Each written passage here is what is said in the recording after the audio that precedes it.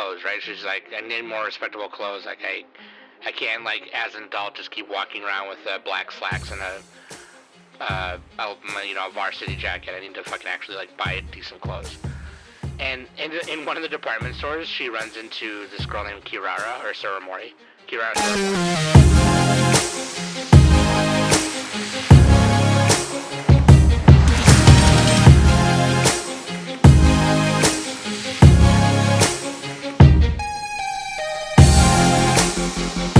Hey everybody, welcome back to the Anime Summit Podcast. It's your favorite host of the most, Sam, the Bomb. And with me this week is my girl, Danny.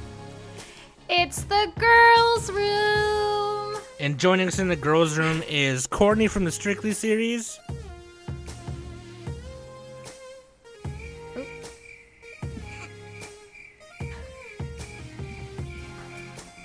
Courtney from the Strictly series. Hey guys. Oh, did you talk? We didn't hear you. Oh, really? Oh my god, I was totally talking. I was like, hey. I'm like, uh-oh. I'm just going to leave it like that. I'm going to leave it. I'm just going to leave it. And Amelia from the Otaku Host Club podcast. Girl gang, assemble. Girl gang. Woo. Gang, gang. Gang, gang. We haven't had a girl talk in, we were literally just talking about it, probably a couple years. I think since Danny mentioned since COVID, when we were doing all those AOQ episodes. Yeah, well now we call them EX episodes, but back then we called them AOQ. But like I'm scrolling the YouTubies to find where that was. Let's see, because I remember doing the one, and then you did the Sailor Moon Eternal with Kai and Amanda and Chris. And it was before that, I think. But anyway, yeah, dude, that was fun. That was fun doing girl talk, dude. It was I remember she was just we had that joke. She was like, "Do you guys like to own things? Do you guys like to own stuff?" Oh, yeah, Shaw. Do you like to own things? Do you guys like to own stuff? Because she was talking about stuff she bought at whatever anime store.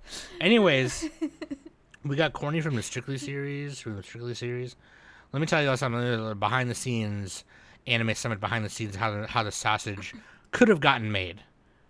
Okay, normally when we collab with other podcasts, we tend to make different kinds of sausages. You know, when it's with the Otaku Host Club podcast, it's spicy sweet Italian sausage. Oh. When it's with the Strictly series, it's a pineapple onion sausage, that kind of thing. And that sausage almost got made, but then Courtney had a baby. I did. Yeah, and we told y'all that, and that's all we wanted to say, obviously, because we don't want to divulge any other information. But what how did that go? Like, everything was okay? Everything went, because sometimes, and I don't have that kind of body, right? So I'm not the kind of woman with that kind of body, so I can't understand. But like I do understand enough to know that sometimes things can go like left or right or a little south, and things can get bad, and it changes your body and things like that. So it's just like, how did that go? Like, don't get too personal, obviously, but Yeah, no worries. I'm totally excited to talk about it because it was a wild ride. I don't think any amount of like other people trying to prepare you will actually prepare you for what happens, because it's just totally different for each person. I think we were actually on Otaku Host Club with Amelia, Dan, and Jeff when I was like severely pregnant, like really close to popping. You were like, we might be able to make the episode, or like maybe not. We're not sure yet. Yeah. And I remember jumping out of the recording. I'm like, let me preface this by saying one of the things that you go through in pregnancy that I didn't expect is like not being able to breathe because your lungs are squished. So if I sound winded all the time, I'm so sorry. But I remember you mentioned that a couple of times on your own podcast, and stuff, that you always felt like you were like after you had the baby, you were like, I feel so relieved that I can breathe now. Yeah, I promise I'm not running a mile before every recording. I can do this normal thing that I always did before now. Yeah.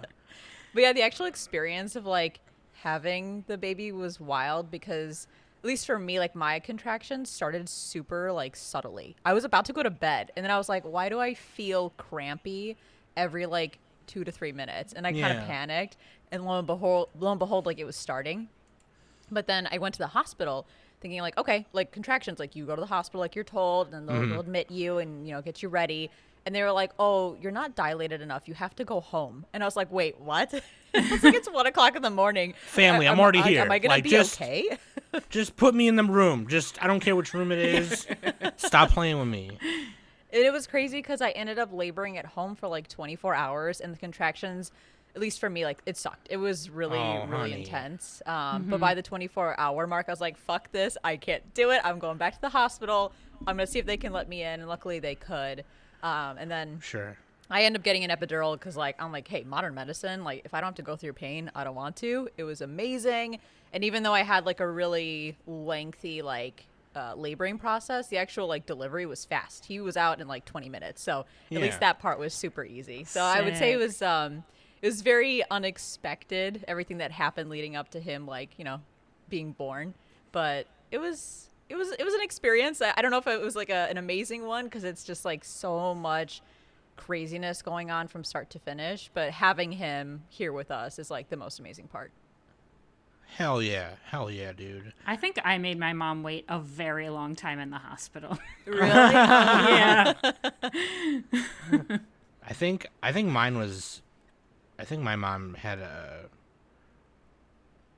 a C-section with me. I'm pretty sure she did. But like, whoa, that's rough. Yeah, I've heard about that. Yeah. One thing she told me that she did a lot when she was pregnant with my older brother was she chewed ice a lot. And she chewed ice. She wanted to chew ice. Yeah. And which is really funny because like when I was a senior in high school, I went to an alternative high school. So like 20% of the girls that were in my grade were pregnant, you know? Okay. And like during lunch, I would run to the gas station across the street, and I'd go to every one of them and go like, do you want something from the gas station? And I'm not going to say her name, but this one girl who I'm still friends with her. She was like, can you just give me a cup of ice? I just want, and get the biggest cup. And I'm like, okay. And I would always get her a cup of ice because that's what she wanted. She wanted to chew ice. But when she was pregnant with me, my mom drank the little Coronas, the little tiny Coronas beers, you know? Oh, like the baby bottles? Like yeah. Not little baby bottles, but like the tiny ones? Yeah, the doctor was like, yeah, it's fine. And I think I turned out okay, somewhat, maybe. I don't know. But she also ate a lot of Whoppers. She wanted a Whopper. Was that her craving? Whoppers? Yeah. And she would tell my dad on the way home from work. And she calls him, because my mom's Mexican, she calls my dad Papi, you know? And she'd go, Papi, I want a Whopper. and get 2 of them so I can put them together. You know, because back then I don't think they had the double Whopper. But, So I was originally supposed to be born like a week after my actual birthday, but I said no, I'm ready to come out now. And yeah, you did one of those things like, you knock it on the door. Yeah, and it was snowing, so like it was like a pretty bad blizzard and everything, and my mom is in labor, and you know, my mom's ready to go to the hospital, and my dad's outside shoveling, but instead of shoveling the front stairs, my dad's shoveling the back porch. And my mom's like, what are you doing? Like, why are you shoveling the back steps? I'm pregnant. She's about to come out of me. You need to be shoveling the front steps. Like, what are you doing? Yeah, it was. Oh, no. It was, yeah. She's coming now. Yeah. Go to the front. Speaking of Courtney and being pregnant around that time, too, like, and you guys were on the Otaku Host Club podcast. That's kind of how, like, I was in the Discord checking up on things and checking up on Courtney in Strictly Series Discord. And that's when I saw you guys were on that episode. You're like, hey, like, you know, we haven't been doing our own podcast, but we've been guesting on others.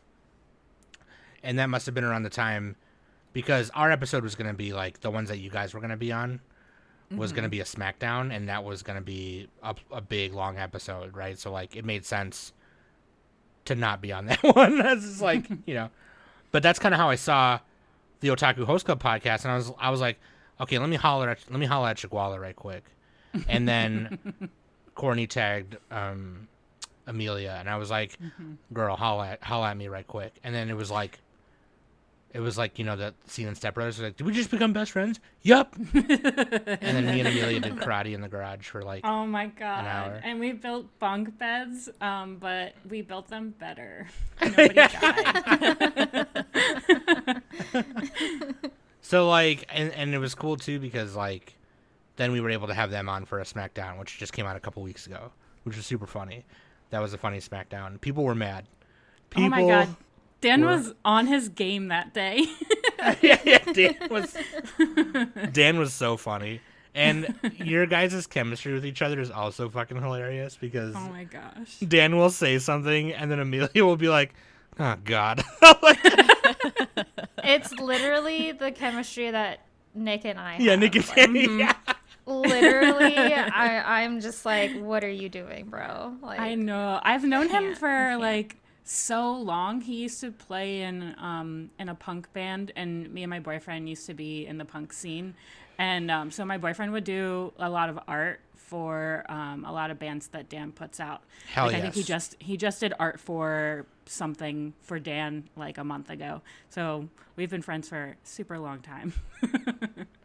That's super dope. I love to pick on him. It's like, it's very satisfying.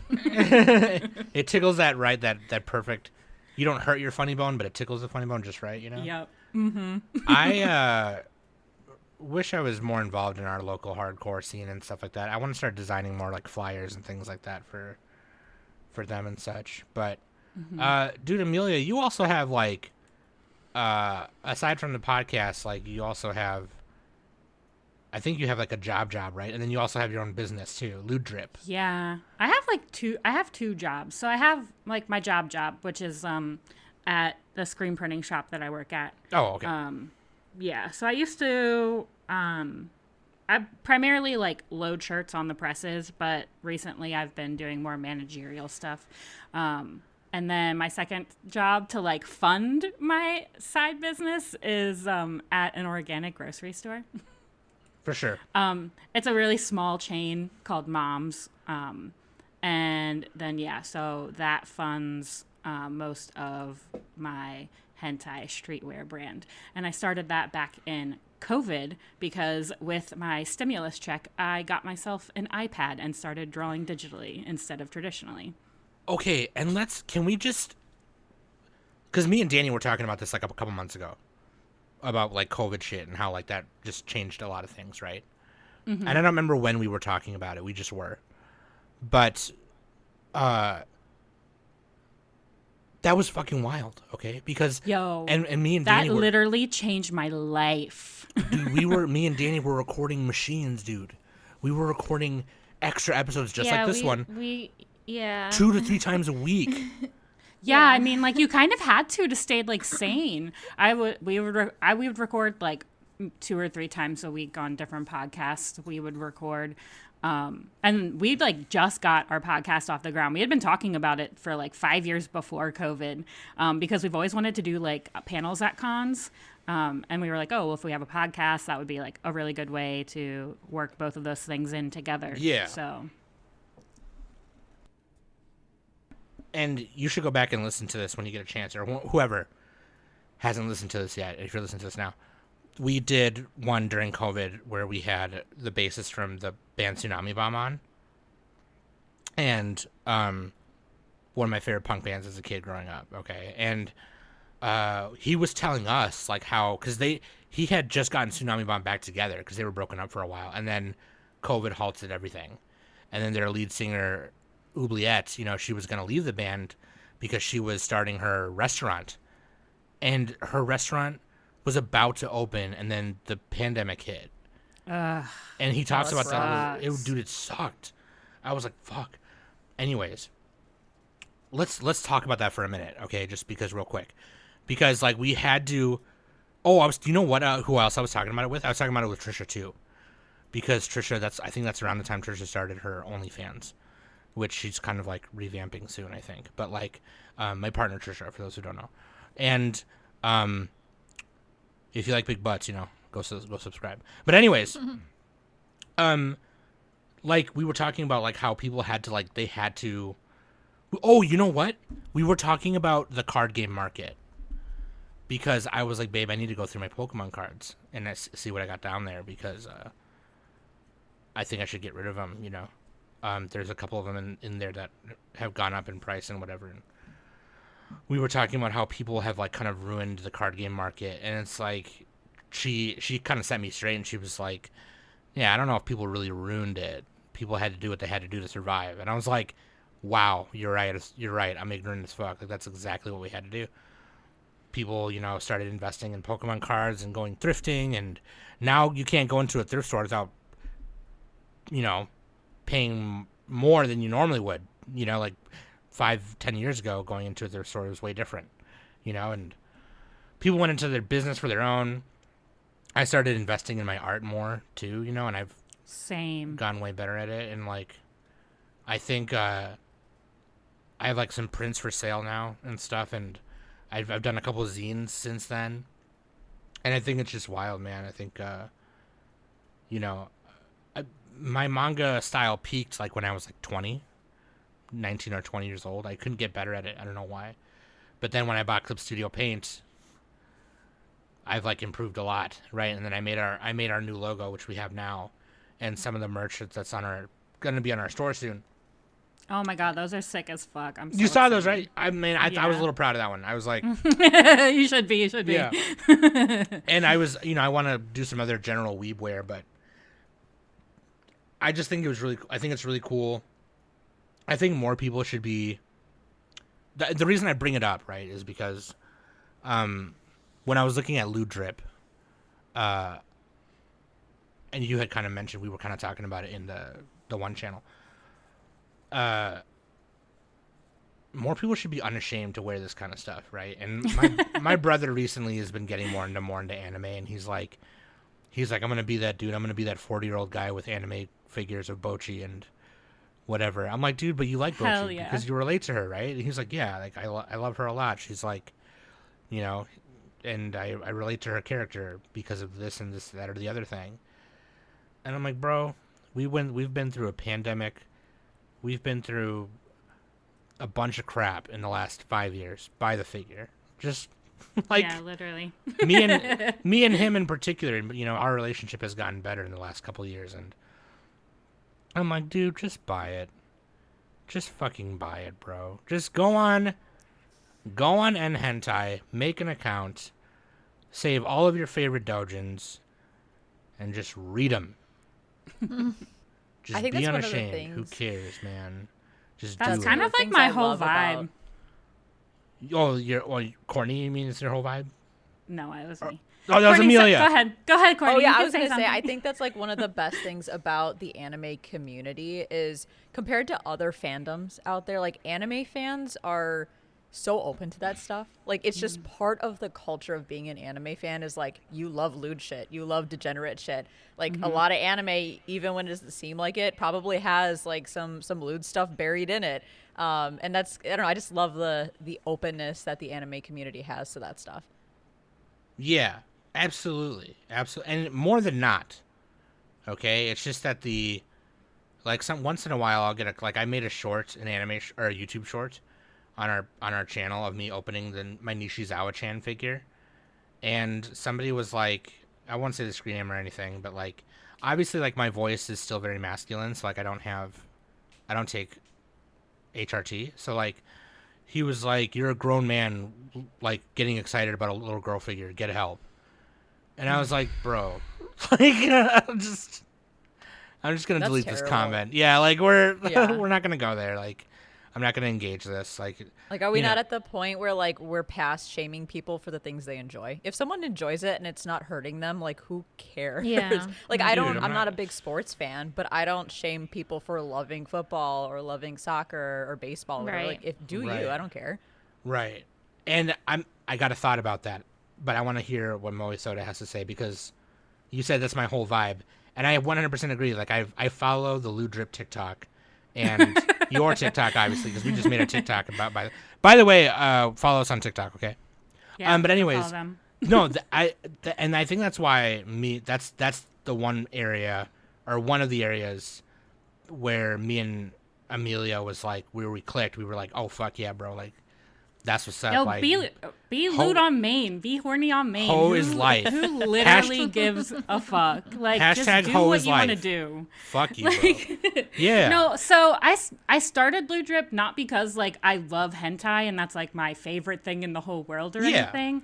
But I do wish that people had more confidence in themselves to do whatever it is that I want that makes them happy. And I love drawing, lewd art, lewd girls, anime girls, big titties, whatever. And I wanted to start making money off my art. I went to school for illustration. Like, I have a degree in illustration and I literally never used it. I worked at Starbucks for 8 years and it sucked the entire soul out of me. So as soon as COVID hit, I was like, fuck this. Like, I'm going to do whatever drawings I want to do. I originally, like, wanted to be a tattoo artist, and that's what I was, like, working towards while I was at Starbucks. Yeah. But then, like, the screen printing job happened, and I was like, I could either do tattooing or I could do screen printing. Both things I want to do. I want to tattoo. I want to have my own brand, and both of those are, like, steps in a direction. So screen printing just happened first, and so Lewd Drip happened first. And then my, like, entire thing for Lewd Drip is tits out, because I love, like, other, like, hentai brands, like Get Lost Perv, whatever, like, whoever else. Like, I love hentai brands, and but they never do any, like, tits out. Like, I've never seen shirts or clothing or anything that's, like, really fucking cool that are boobies out, which is really hard to market on TikTok and Instagram. Sure. Yeah. But I don't want to compromise something that means a lot to me, because a lot of my characters that I draw and a lot of stuff for Lewd Drip, most of the stuff for Lewd Drip is all, like, very consensual. The girls look like they are having such a good time, you know what I mean? Like, they are letting their freak flags fly. So a lot of the lewd stuff I draw is always just one character with a gratuitous shot of, tier A, right? It's never a lot of the sexual stuff I have done, like where it's like 2 or more people doing stuff, it's always, I want it to look, like, passionate but, like, dirty at the same time, that kind of thing. But I tend to, like, a lot of the lewd stuff I do draw lately especially has just been, like, a girl in some really sexy outfit just, like, being really happy and horny and whatever, and like that's all. That's hot to me, man. Solo stuff is super hot to me. But, like, yeah, no, absolutely, 100% what you just said, what you and Courtney just said, like, absolutely. And Courtney said something just a second ago that made me think of this TED Talk I just watched. I didn't watch the whole thing, but it was just, like, a section of it. And I don't remember her name, forgive me. But she was talking about... It's so funny that we're bringing this up in the girls' room. Because Danny had mentioned that before when we were planning it, but, like, and I'm glad that more people are recognizing it now, especially a lot of more masculine people and men are recognizing it now in the otaku community. But, like, that stuff aside, she was talking about the term fangirling, and today I learned. Okay, you three might have known, I did not know, because, again, most of my life I was trying to be a man and trying really hard to be a man. But, like she was talking about fangirling and how that's seen as, like, a weird, sometimes, like, it's seen as, like, a negative. It's like, oh, there's Courtney fangirling again. Well, oh my god, she's going crazy, right? And it's like, why is it seen as a negative for girls or even gay men, let's say? To scream at a Ed Sheeran concert or whatever, why is that seen as, like, oh god, these girls are crazy for, like, crying at Justin Bieber or whatever? But then when men take off their shirts and paint their faces at a football concert and they're screaming drunk, that's, like, normal. Well, don't you know, Sam? Like, that's the difference. That's between femininity and masculinity. Like, oh, you're right, Danny. My bad. That's so. You're right. Like, it's Like, sarcasm aside, right? That was like her her presentation. And then it turns out that, like, the word hysteria, because that kind of fangirling or whatever is called when women are in hysteria, or when someone is in hysteria, it comes from the word, like, I forget the original word, but it was a thing that you could diagnose women with, like in the 60s. No.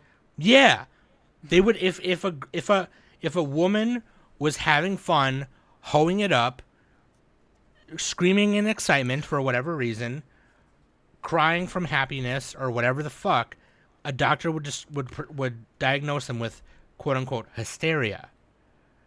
And then when you get when cisgendered women get their uterus removed for whatever reason, right? We're not going to get into it, but, like, you know, they call it a hysterectomy. Oh, take their hysteria out of you. Yeah. Fuck that. And I was like, she was saying all that, and people in the audience were like, oh. And I was like, today I learned, I could not believe it. Why is that? So when men are horny and they're out there hoeing and fucking and farting and doing whatever the hell, it's like it's like a bro thing. It's like, oh hell yeah, bro, you getting mad, you know, vagina, whatever the hell, right? But then, like, if women do it, it's like, oh, that's gross, you're a slut. Yeah. I am. And what? What are you gonna do? You gonna tell me to put my vag away, my tits, my penis away? My dick's bigger than yours. That's why you're mad. That's what I tell him. But anyway, that's such a weird thing, right? And I'm glad that in our discords especially, I don't ever feel that way. I don't ever feel ashamed to be like, guys, I like this figure. Look at his fucking titties. You know what I mean? Like, I don't ever feel that way in our community. I feel like all of us, like, as podcasters, like, in, like, whenever I listen to everybody's episode, it, like, we all bring together, like, the same energy. Like, we're respectful of you, you're respectful of us, you know? Yeah, I agree. Yeah. And now, obviously, if I said some out-of-pocket shit, I would assume the three of you would, like, call me out and be like, that's a little weird. But, like, you know, in the meantime, I never feel that way, nor in the short time that I've been talking to Amelia especially. I've never felt ashamed, or I've never felt less of a woman. You know what I mean? Like, I've never felt less than. And I've always been, like, encouraged by the three of you. You know, so, like, I don't feel that way. I don't feel unsafe. And I think that's, like, that's, like, really important. And I said this on the solo cast one time, and I can't remember which solo cast I said it in, or if I said it on a newscast. It might have been a newscast back when I did them. But I basically was like, hey, like, we can have safe spaces. Like, that's good for everybody, right? Having a safe space is good. But we need to take spaces, bro. We need to take spaces. Sib, you heard me, family? We need to take spaces, and we need to hoe it up. Just hoe it up. And by hoe it up, I mean, let's not just jizz everywhere, okay? That's gross. But, like, let's have open spaces for not even just asexual people, but, like, aromantic and asexual people too. People who don't necessarily want to be horny on main, and they're okay with it. You know what I mean? That kind of thing. And then let's throw the word fangirling out the window. Actually, no, let's keep it. Let's reclaim it. And let's just call everybody that, because that's what everybody is when we see our favorite characters on the screen. When we saw Levi take down the Beast Titan in 2 seconds by cutting his ass up, I fangirled. Who else fangirled? Oh, God. I jizzed in my pants. Oh, yeah. Good shit. Wow, am I the only one that doesn't like Attack on Titan? You might be. I was actually thinking about this earlier. I was like, if we bring up Levi, I gotta say my piece. I feel like he is such a hot husbando, hot as fuck, but I feel like in bed he would lay there really still and not do anything. He might be a bad lover. He gives that energy. You know what I mean? Like, it's so funny that you say that, because that's Carl's, like, that's his number one husbando. He loves Levi. He's so open about it. Like, everyone knows, like, he is. Yeah, we ping him. Levi We ping him, like, for sure. And Carl, I love that man. He's so nice and he's so sweet, but he's a fangirl. Yeah. we are. Everyone is a fucking fangirl. If you listen to this podcast with us 4 bitches right now, you're automatically a fangirl. Too late. That's the rule. You're done. 100%. You're already and to a your fangirl. point, Sam, like, I think we're at a point where we're starting to blur the line between, like, what types of characters or genres of anime can be enjoyed by women and which ones can be enjoyed by men. Like, I don't think it's like that anymore. I mean, it still exists to a certain degree, but I know plenty of guys who love, like, slice of life romance anime or love cute girls doing cute things, and I'm like, I don't care, that's great. Or like Carl, for example, again, like, he's so open about, like, my husbando is Levi, like, Levi's the best. Yeah, exactly. And believe it or not, I was the kind of person who didn't like those kinds of shows, and I'm not sure what it is The about slice or of life and how romance. Nick convinced me, but Nick was the one who convinced me to like those. He is the manliest man I know. You know what I mean? Like, he was the one who was like, no, Sam, don't be a bitch, just put on K-On, watch it. He's like, if anything, you'll enjoy it because it's music and you're a musician. And I'm like, okay, whatever, you're a fucking bitch, whatever. And I loved it. I like Bocchi more now though. But you know, like, that aside, that is such a good fucking point. Like, we are blurring those lines. Like I said earlier, like, my brother, like, I was telling him, like, dude, just buy the fucking figures. But fucking buy it. Fucking buy it. Who cares? Like, just fucking do it. Just fucking, hey, if you're listening, Speaking of, like- you're listening right now, you got that shit in your cart, just hit it. Hit buy now. Sorry, go ahead, Danny. Go ahead. Speaking of, like, masculinity and, like, guys liking, you know, romance slice of life, I got my partner James to watch My Love Story with Yamada-kun. Yeah! Oh, that's so good. 999. Oh, okay. Hell So- yeah. Yeah, and like we watched it together because James, you know, he's It's so cute. pretty. What'd you say, Sam? That show is so good. It's so cute. Oh yeah, It's it underrated. is. It is. Yeah. It's so underrated. It's so good. But like a little bit of backstory on what James, like, what he likes and stuff. He likes, you know, he likes Sword Art Online. He likes, One you know, Piece. the what, like, well, he is watching One Piece currently, so but he likes, like, his favorite show is Bleach. Like, he likes the shonens a lot. Like, he likes the fights. You know, so he's definitely in that demographic of, like, Me too. guys wanting to be drawn to you know, the more shonen-y, action-y type of shows where, like, you know, I can't get him to watch Fruits Basket with me. Like, that's not going to happen. Like, he just has no interest in, like, any of those types of shows. You're missing out, James. You're missing out. Fruits Basket is so good. You're missing out, bitch. I know. Don't even get me started on Fruits Basket. This would turn into a Fruits Basket podcast again. But when I watched Yamada-kun, also a little background on James. James plays video games, and he does play quite often some MMO games. Yeah. He and I play the Final Fantasy online MMO together. 14 or whatever. Yes. Around Yeah. yeah. And around that time, like, we were really, like, that's pretty much the game that we were playing almost every day.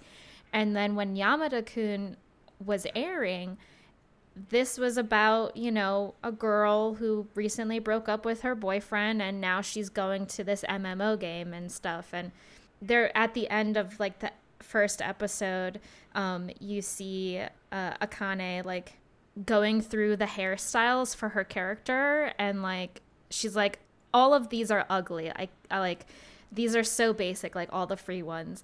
And then, like, she realized that some of, like, the more fashionable ones you have to pay for.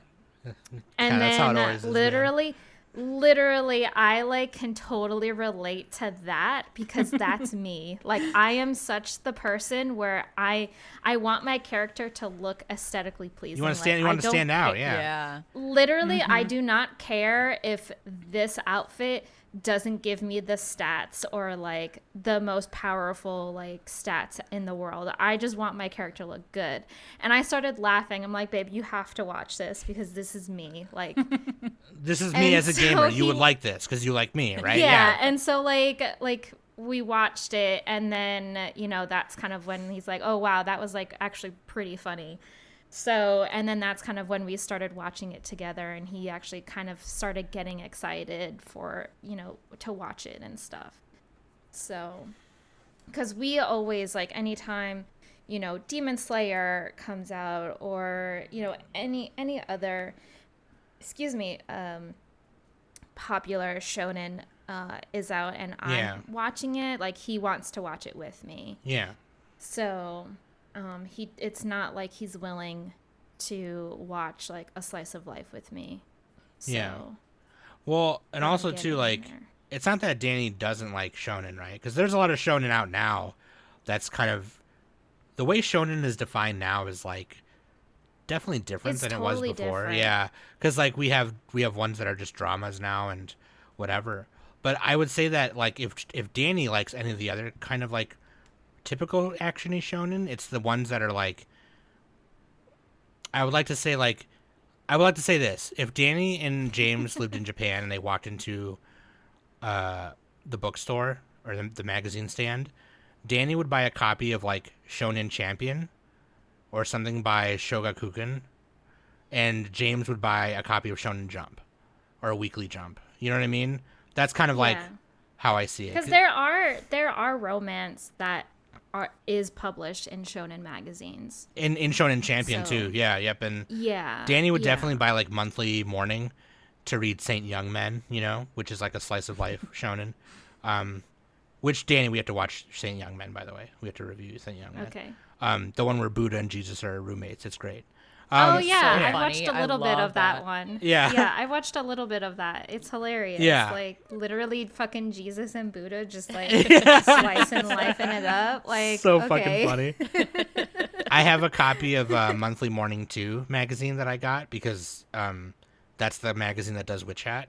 And now Saint Young Men is on Monthly Morning 2, so there's a chapter of Saint Young Men in it. I can't read it, obviously, because I can't. I will say, read I think the shonen, because I'm definitely not known for watching shonen at all, like on our podcast in particular.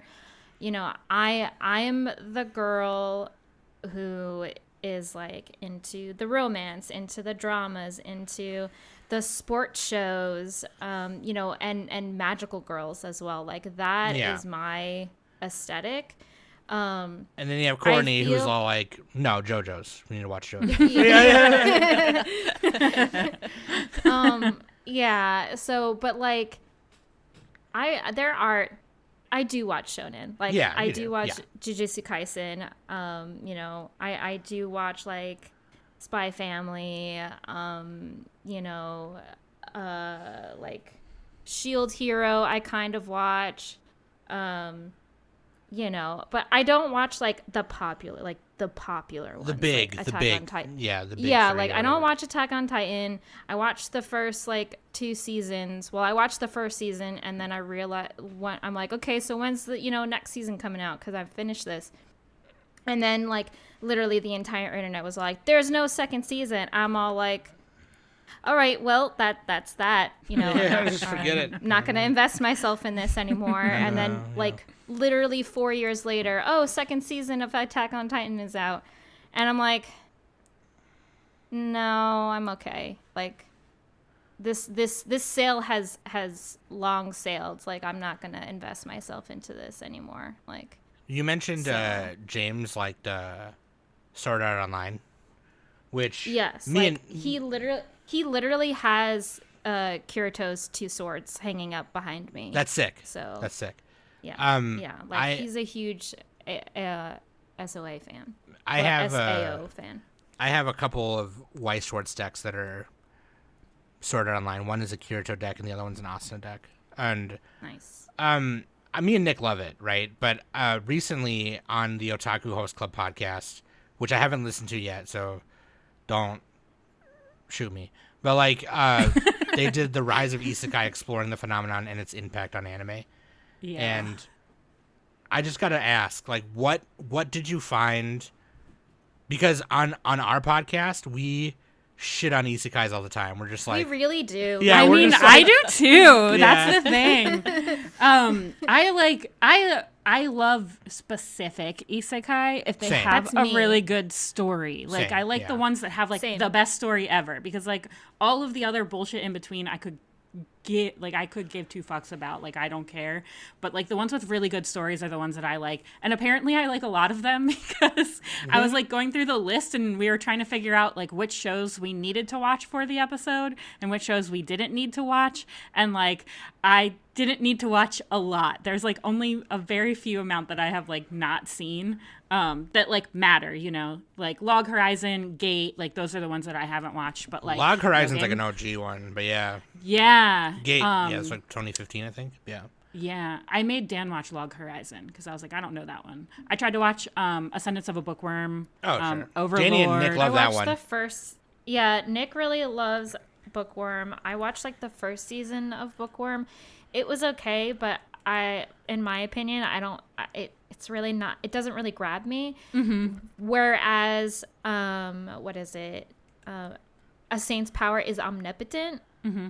That one grabbed me. Okay. That one's an isekai, but like it. Honestly, the isekai part is like in the very beginning, and then all of a sudden, like it's literally just like a slice of life romance. Just Yeah. to like get you show. to that point. Yeah. Yeah. So I feel like that kind of thing is definitely an exception, at least for me, because I mean, Mike and Zayla from our Discord, they were really pushing me to try and watch that because they knew, like, I was super vocal on our Discord and our podcast that, like, nope, I hate isekais. Like, I'm not watching them. They're stupid. Like, why is this why is this person from another world into another world and he's super OP? Like, I even watched Konosuba and I hated it. No, I love Konosuba. No, and that's the thing. Like, everyone's like, Danny, you should watch Konosuba. It's like it's literally making fun of isekais. It is. And I watched it, and I'm just like, this is stupid. Like, I literally watched I watched all of it. I watched the two seasons of it, and I'm just like, this is Come dumb. on. It's like one of those ones where like they make fun of isekai for like the first season, and then the second season is literally just isekai antics. Yeah, you're the just whole in it. time. You're just in Yeah. it. Yeah. I will tell you, I'm looking at my list now, and I found it, and I gave. Oh, and I watched the movie. Wow, I am more impressed at myself than I. See, I haven't even seen the myself movie. I credit still haven't seen the movie yet. So for. that's pretty good. I gave all of Konosuba a 5. Dang. No. Haterade. Wait, Yeah. so Amelia, what did you? And I'll still listen to the episode, right? But like, Yeah. what was it? What was in your findings? Like, what did you find? What was your favorite? What's your favorite isekai now? And what did you find in it that made it such a prominent thing that it is now? Like in your research. So a lot of it has to do with like people not being fulfilled in like their own lives, and not that they like want to escape this world or like go to like that they not that they know they can go to a new world like these anime characters, but just the fact that they can watch somebody who is just like them, like nerdy, like antisocial, like doesn't have a lot of friends, or you know is feeling unfulfilled in their own life. They can watch these anime characters who are basically them go to another world and have a really fulfilling life. And I think it's not that they want to like self-insert. I think it's more of just like needing the escape from their own lives into this fantasy land where anything goes, or like whatever rules are made up for the world go, and stuff like that. So Sure. I don't think it's like necessarily about like the isekai, like the other, like the going to another world. I think it's just like the time away from their own world, you know? That's really interesting because I feel like, at least the isekai that I've watched, you could almost remove the isekai element and just let it be a standalone show and it would be fine. But I wonder if some creators start with the isekai element to have better marketing or to you know have better appeal. Because I feel like like to your point, like Konosuba seems to kind of like move on from the isekai part of it once you get further into the show, where you don't even need that aspect of the show. That's literally what Saint's Power is Omnipotent is like they literally didn't really need to put the whole like isekai aspect into it. It could have just been a fantasy show. Yeah. Yeah, isekais are weird. I do have a recommendation though for Danny. If you want to watch something with no. James, Oh no. you should watch Sword Art Online Alternative, Gun Gale Online. Oh yeah, Gun Gale. Should watch Gun Gale. It's a really, really, really good SAO iteration where the main character is female and she feels... That's the one with the guns, right? It's the one with the, like, she's a really short girl. She has a, like, pink hat like with, a like... pink bunny ear hat. Yeah. Yeah, I watched it and I dropped it. Oh, no. It's so good. That's, like, the best SAO. Damn. Come on, fam. Sorry to burst your bubble. Man. I'll try it again. If maybe I can get James into watching it. So, because I don't even think James has even watched any of the like continuing SAO stuff. Like, I don't ever really see him actively watching any SAO shows that have come out recently. So I've heard that like Alicization is really good, and the new movie that just came out was really good, but I haven't checked any of it out. Dude, Alicization is wild because it's so the premise is like Kirito gets hurt really bad, we'll just say, and like so in order to keep him alive, they put him in this new kind of VR machine that keeps his fluct light on. And the fluct light is basically like the soul. And so he's in this game called Underworld Online. And he's basically surviving because of that game. And then he meets Alice and Eugeo. Eugeo. And he's like blonde. We call him Blonde Kirito because it's basically what he is. But like... It's really good. It's really cool, and then they have to get in there to rescue him, and it's wild. But more and more about Akihiko Kayaba is like revealed in that arc, and so the new movies are cool too because one complaint a lot of people had about the original Sword Art Online when they were in Aincrad was that there was a bunch of holes because they kept skipping floors or whatever the hell, which I think was a weird complaint. I don't really care about that. But the progressive movies fill in those gaps. Gotcha. Is what those are, yeah.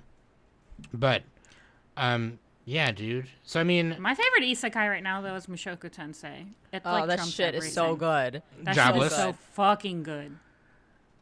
Danny and Nick... Well, I don't know. Maybe not Danny as much, but Nick is always trying to get me to watch it. He's like, Sam, you like it. You're... Oh, is whatever. that the Jobless one? Yeah, Jobless Reincarnation, Yeah. I think Mushoku Tensei stands out among isekai because the writing is phenomenal. Like, the first season, it's a slow burn in the beginning, but the payoff is phenomenal. Like, you need all of that stuff in the beginning to appreciate what happens later. We have like a hot takes episode coming out where I talk about Mushoku Tensei. Oh, nice. Preview. Preview. Jobless is definitely, I would say, probably one of the few isekais that I do watch. And just as Courtney has stated, like I think it's because of the writing and how the story is told. And also, you know, Rudy is just a lewd, like, horny little boy. Oh my gosh. They put like a horny like 40-year-old man into a horny 13-year-old's body. Like, there's gotta be at least a little bit of lewdness. Yeah. So, you know, it's fine. Give me a little bit of lewdness. I think Nick definitely likes it more than me. I mean, I'm just curious. Like, I really want. I'm just kind of like along for the ride. Like, I'm invested. It's season 2. I'm invested in this already, so I kind of like want to see like where it goes, really.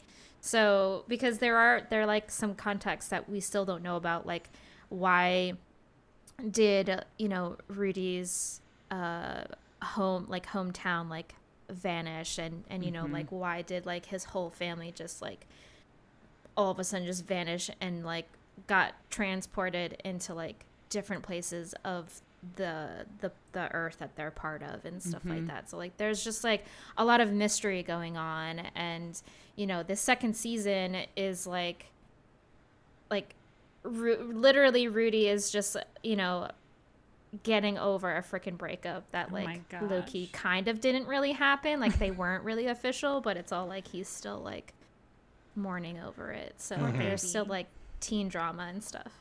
Yeah, Mushoku Tensei has like really good world building. Like it reminds me of like Made in Abyss's world building, and I love that. Yeah. And like literally every single character on screen matters. Like they always come back around. And it's so satisfying that like the world is so well crafted that like the characters, like every single character matters. Like a lot of times anime doesn't give a shit about that anymore, and it's like really really even if awesome. It's a side character. Yeah, so. It's like really awesome when like they can take the time and really like flesh out a story like that. Yeah, I would say like getting off of the isekai train, but Haikyuu does really good world building like that, with their like with the teams that like Karasuno faces. Like they make you care about the opposing team. It's all like, why are you doing this to me? Like, why are you making me care about this team that I know is going to lose against Karasuno? Because this show is about Karasuno and they need to be at the top. Like, stop giving me these sad stories on the opposing team and why they are here at the championships when we know that they're going to lose and stuff like that. Stop making me care about the team stop that I'm supposed to be rooting against. These non-important people, like. I just have a question about Haikyuu where I'm like, so I've never been a big sports anime person, but I'm trying to get myself into genres that I've never really tapped into. So sports, of course, is one of those. And I started with Haikyuu because, everyone has spoken so highly about it. Yeah, it's literally the most relevant sports show on the planet right now. One thing I can't understand, and this is a good thing, why is it so fucking good when all that you see is volleyball? There's nothing, at least where I'm at, 'cause I finished the second or third season, there's like not much about like the characters' lives and all this stuff, but it always kind of focuses on them in relation to volleyball. So I figured like, oh, that's going to be boring. But no, like it's so good. And I can't understand why it's so good. They're just so passionate about the sport themselves. Like they want to achieve in doing well, and I'm gonna quote Pokemon, they want to be the very best. So and especially like with Karasuno, in the beginning of the show, like we see Hinata watching a tournament on TV, and like Karasuno is like one of the top powerhouse teams in the prefecture, and that he admired so much. And then once he finally got to Karasuno, they're at the very bottom now. Like all the good players are gone, the current team has no coach and everything. So it's literally like that whole underdog aspect kind of thing. And, they want the audience to root for the underdog. But the thing I feel, and from watching other sports shows, the thing I feel that Haikyuu does differently is they show struggle with the like underdog team that is the sole focus of the show. Right, I think at the end of season 1, Karasuno loses to Oikawa's team, and instead of like the other way around, like in sports shows, a lot of like the underdog teams, they're always winning. They're always winning no matter what. Like they're always like achieving. There's like not a lot of stakes, whereas with Haikyuu, they make, like, the writer wrote that to make Karasuno lose, because it's all like, no, you guys are good now, but you guys need to be great. Like, you need to understand what loss feels like, and that's what Haikyuu does really, really well. It's a bit more realistic. Yeah. And the struggle needs to be a little bit more You can't just struggle then win all the time. Like the struggling has to like lead to a loss. And at that's some point. why like I feel, you know, Courtney, the more you watch it, like you are totally going to care about like the opposing team so much. Like you are going to see, and it's going to be a wonderful ride for you. Yeah, and I've been loving it so far. And I think one thing that So- I find addicting about the show is the way they animate the actual volleyball like games It's and the sound so design. Like good. when It's so someone good. spikes the ball, I'm like, ooh, that sounds so yeah, good. like you feel like you're there, honestly. Yeah. Like you feel like you're in the bleachers watching the game. Shocking and I did do an episode on the Haikyuu to the Top most recent series that is Oh out yeah, right now. that's, yeah. And we were talking like whenever we watch matches, we feel like we're they actually there rooting for our boys. Like, yeah, that's like our boys. Like, let's go. Like, I'm so proud of them kind of thing. So because like we've seen them like lose tremendously.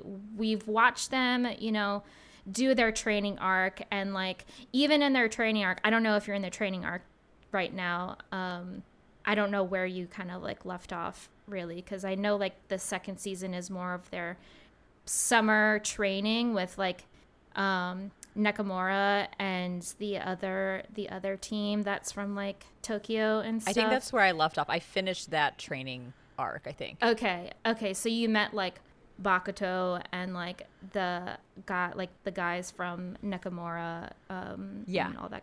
Okay. Yeah, so like, you know, you've seen them struggle in that training arc because they were not good in that training arc either. Like they kept all the practice matches that they kept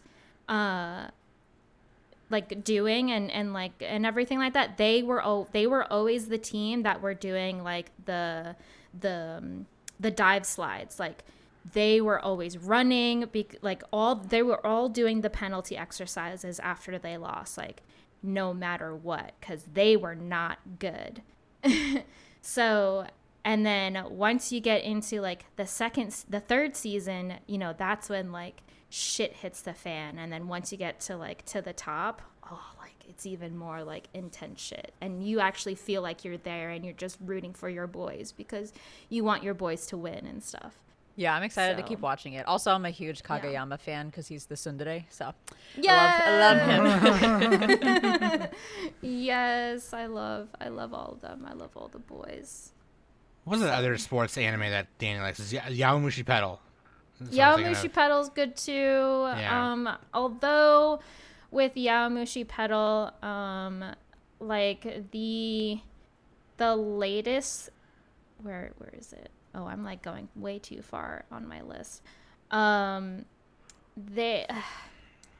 Pedal, their third years are like gone now. So for me, the show is fine, but to me, I feel like it's not as good without like their like powerhouse third years, because their third years had such uniqueness to them. So, and the episode, like the seasons that are coming out now, is definitely centering more on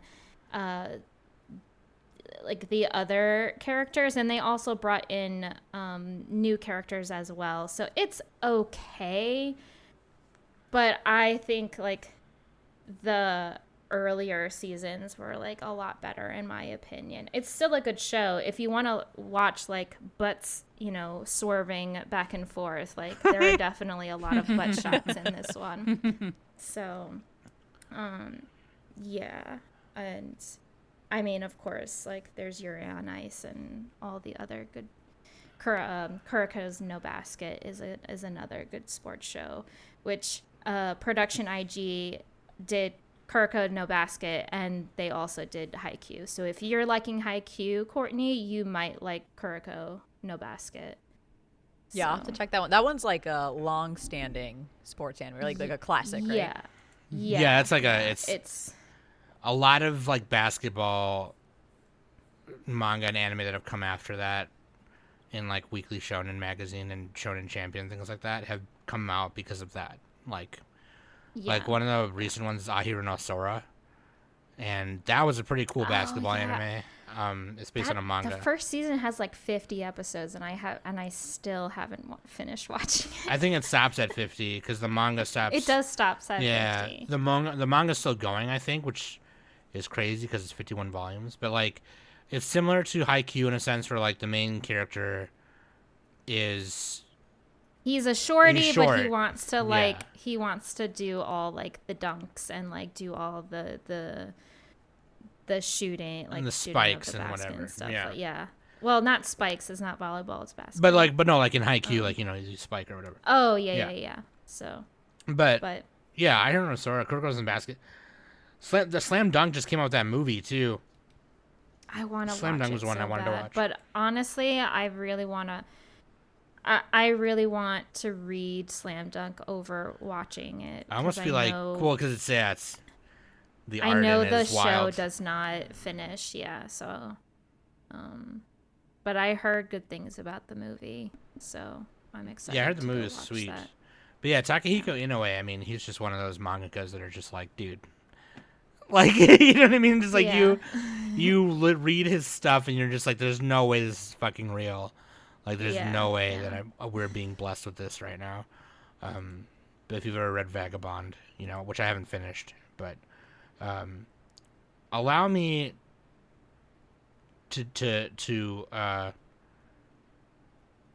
to segue not very gracefully into manga really quick because I'm curious. I know what I pretty much always know what Danny's reading because if she doesn't tell me, I can see it in our manga club, right? So like, what are you two homies reading? Amelia and Courtney, whoever wants to go first. What are you guys Or reading right now? Here's If you are. here's a different question. Do you read manga? Yeah, do you So read? Jeez. admittedly, I don't, which is why our podcast is called Strictly Anime. That was actually the whole inspiration for our podcast titles. That's so good, actually. Oh my god. And actually, I'm pulling hilarious. up my mail right now. In my entire life, I have completed 5 manga. Okay, I might which, be at the same level as Courtney. Really? Yeah. Hold on. Let me check my mail too. okay, Courtney, what are the 5? What are the 5?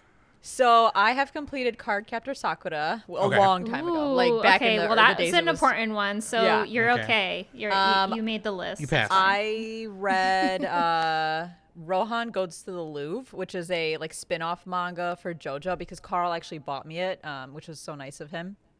And then I read yeah. JoJo Part 6 because I finished Part 5, the anime, and I had to know what happened in Part 6. Yeah, you got impatient. I finished Ao Haru Ride or Blue Spring Ride because I watched the anime. That one doesn't finish. So I was like, I need to know the rest of the story. Yes. And then I read Hi-Fi Cluster, which I actually read as part of my guest spot on Shonen Flop. And so I don't know if you can really count that one because it like was canceled after 3 volumes, but I technically finished it. Okay. What about you, Amelia? Okay, so out of the ones that I have completed, Promise Neverland fucked me up. They're reading Love that that. right now. So in we're Mon Club. reading that Yeah. for club right now. It's And we actually so good. we're recording. So for listeners, we're recording on Sunday right now, and our club meetings are on Sunday. So we're going to be reviewing. We're going to be talking about what is it? Volumes 13 to 15. So chapters 107 to 133 is what we're discussing right now. Hell yeah. Promise So- Neverland is so good. Okay, what else you Yeah. got? Completed To Love Ru. Fuck me up with that series. Nice. I Yes. love it. Oh. This other one, it was like a three like volume manga, Love in the Hell. It's just about a little succubus girl.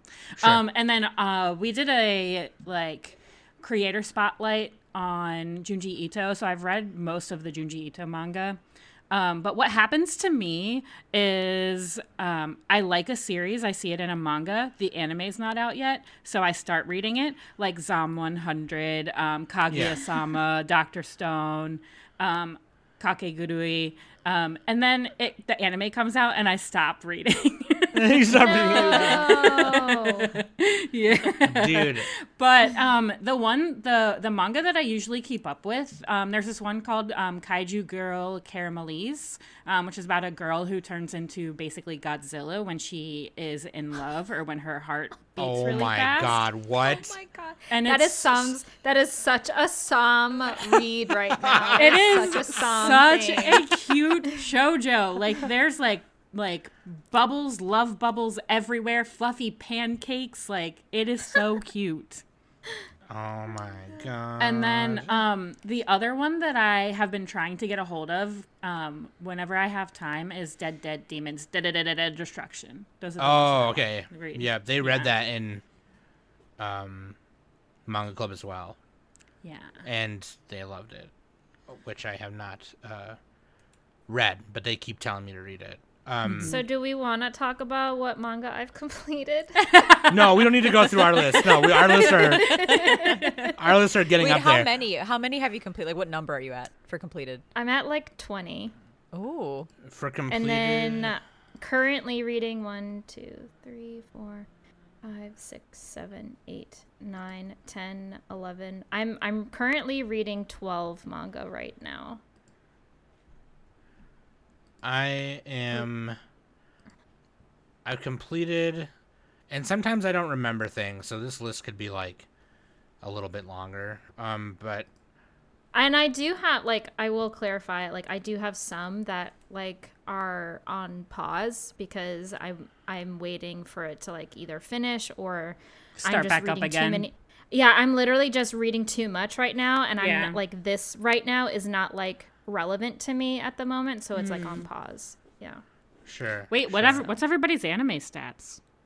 I will. Okay, I can tell you because I pulled up my mail when we were starting talking about manga. But manga, I've completed 32. I'm reading 18, actually 20, because I started some other ones, and then planning on 16. My anime completion is 337. I don't believe that. Well, it's weird because there's a lot of OVAs and movies in there, but yeah, Okay. like yeah.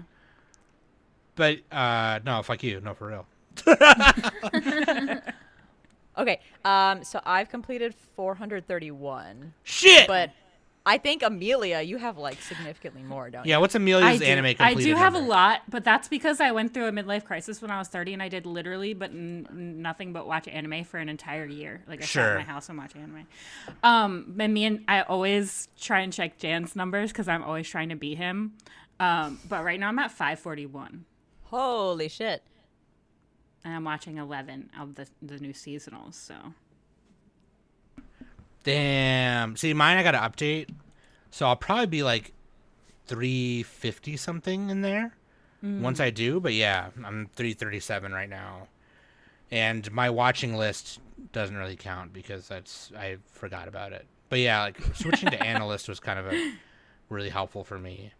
But that's so funny that you say that midlife crisis thing. Oh, I guess nobody wants to know what my stuff is. Oh, Danny, sorry. What was your anime completed? What was your anime? Well, so I don't use Mal. Yeah, we use and Analyst.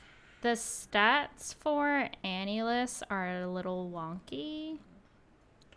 Just click on anime list and hover over where it says completed on the left.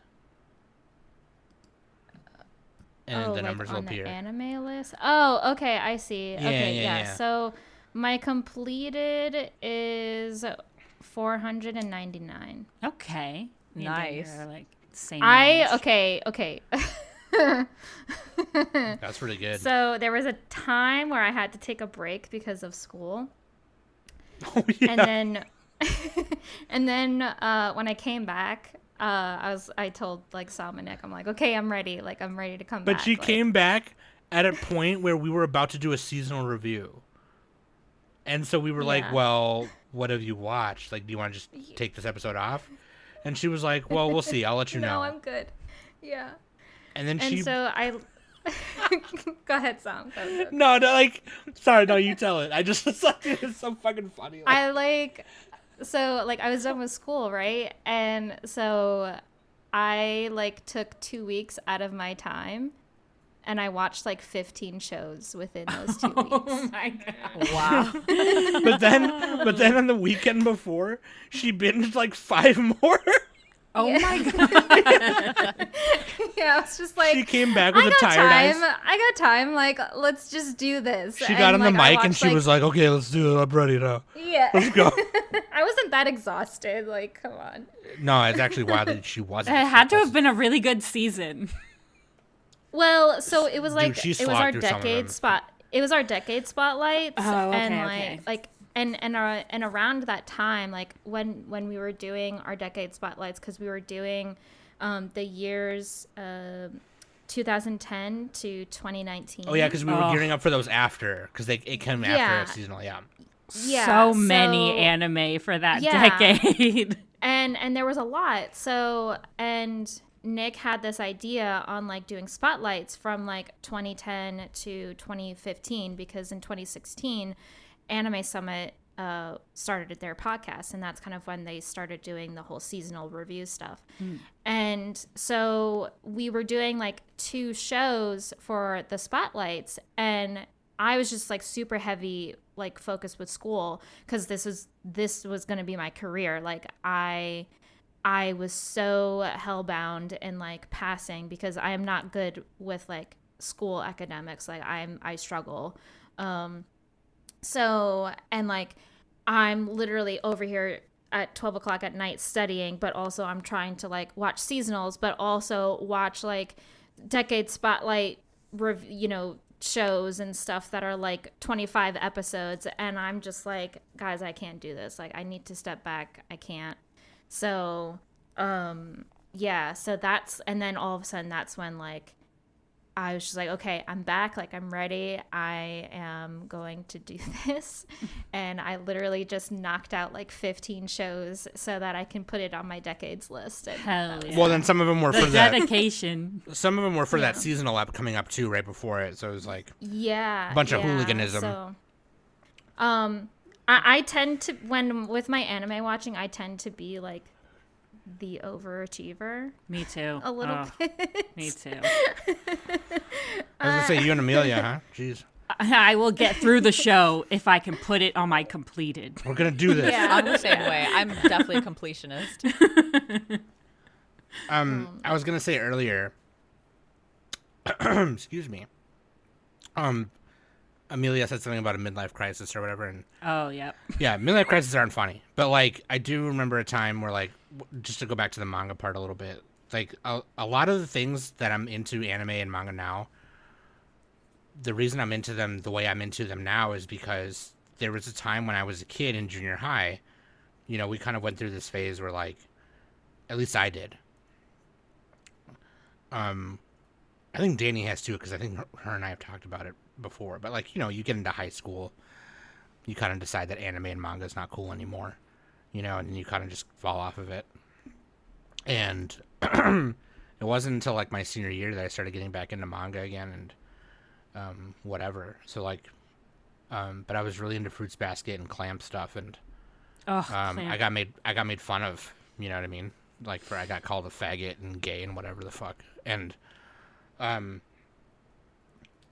don't know, Danny really helped me kind of push me back into those shows and those manga. And so it's just because, and the reason I bring it up too is because, you guys are saying oh yeah, I've only completed this many manga or whatever.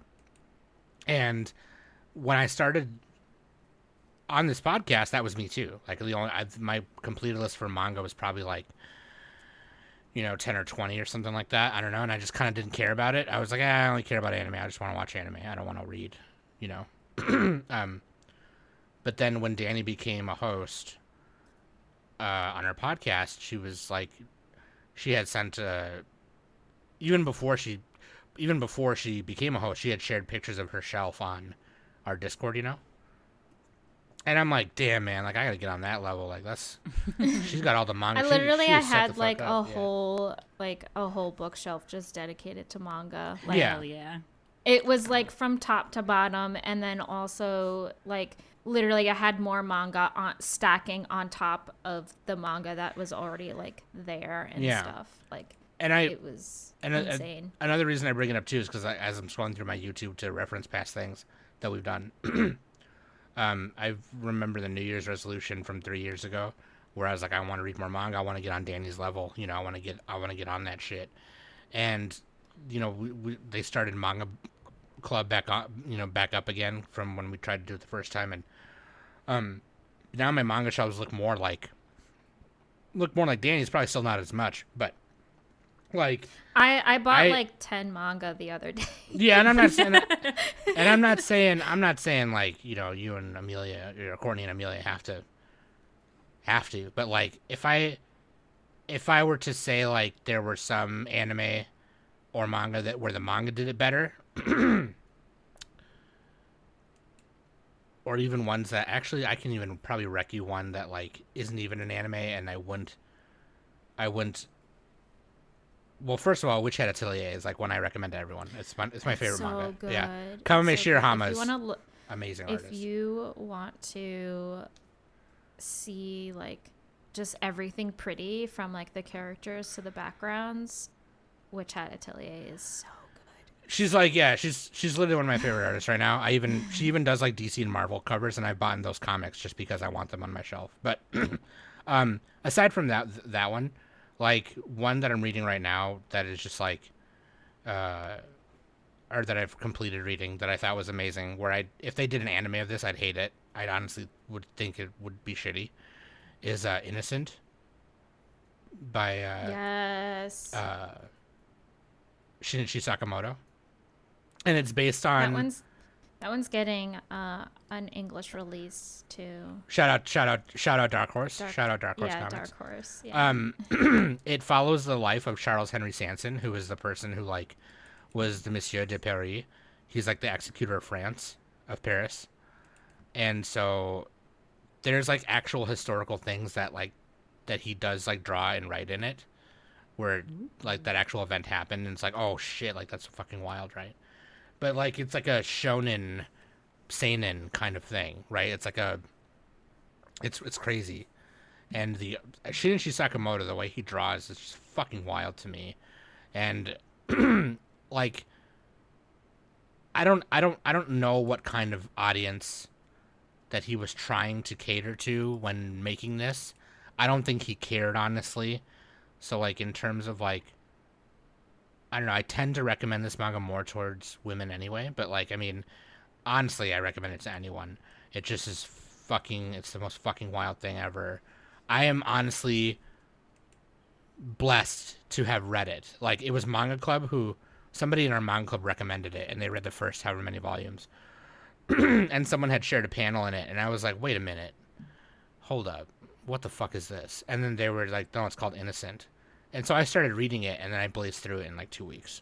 It just was the most wild thing ever. I just shared some images from Innocent. That looks insane. That I'm second one is on my my favorite. Discord now recommending it to our producer, Christella. Okay, yeah, shout out Christella. Like, this second image that Danny posted is... So the way Shinichi Sakamoto... He doesn't say analogies, he draws them.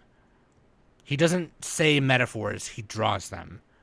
So the thing about Charles Henry Sanson is everyone viewed him as this ugly man because he was so okay with executing people, when in reality he wasn't. He was fighting with himself every day and whatever. And so this image you see here is how someone was describing him. They were describing him as the Grim Reaper, how he didn't care. He doesn't fucking care. Like, there's no way. And it's seriously, every time I fucking look at it, it turns me on. I get so fucking horny. Like, it's so fucking wild to me. It's amazing. But like, there's so much detail, dude. Yeah. Like this, and if you go on Naoki Urasawa's website and watch the Shinichi Sakamoto episode, he has his assistants like put on these old theater costumes, and then he takes a picture of them, and that's how he draws it. He like draws over it, and like, that's how he does it. It's fucking wild. It's fucking wild. It's so impressive because I imagine there's a lot of deadlines and things that mangakas need to meet, but the fact that they're dedicating so much time and love and energy into panels like this, I'm like, props to them. That's phenomenal. It's so crazy. That's how I felt we in Manga Club, we also read Golden Kamui. And that, oh man, what's his name? Satoru Noda. He literally, Noda, he is just a history nerd. Like, the way that he is describing a lot of the Ainu's tools and like rituals and all that kind of stuff, it's so well detailed and it's so well thought out, and a lot of the panels that he draws, especially background panels, are just so awe-inspiring. Like there's this one panel that I remember we were talking about in club, that it was a 2-page spread, and it wasn't anything like miraculous. It was just the forest, but there was like this like beautiful owl that like the owl's wings were just like spread across the 2 pages, and it was just so gorgeous. But also, Noda likes to draw muscular naked men and like have a lot of peeing scenes. It's not gay. And stuff. And That ain't gay. it's so It's bros good. being bros. But also really gay. Yeah, and I will genuinely say this. I will say the manga, in this aspect, the manga is better than the anime, in my opinion. Yeah. Because the way like he draws like chest hair, for example, like it's so like beefy, like it like he really makes these guys look like men, whereas the anime they just like literally draw like a few lines on the chest, and that's considered chest hair. So It's all about men being men, but the best kind of men, the men who care about like, you know, they care about gold, and they care about a Serpa and getting it done, you know, and getting it done, and then also like peeing on each other, and peeing on each other. and, But also- and then also bestiality and Oh yeah. I will recommend one more, and then I'll shut up because I talk too much. But just because we're talking about gaying it up or whatever, this is one of my favorite mangas, and I have to get the 4th volume's coming out in English soon, I think, so I have to grab it.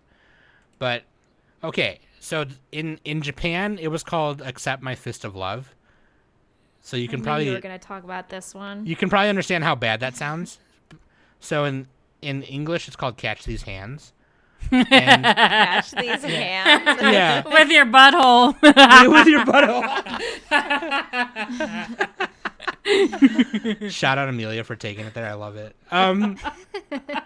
Fucking love it, dude. I thought you were going to say Dick Fight Island, and I was like waiting for it. I haven't read that yet. Oh my I haven't read it yet. God. Carl's read. We Dick read Fight that Island. in club. We read that in club. I'm confused at what the penises are.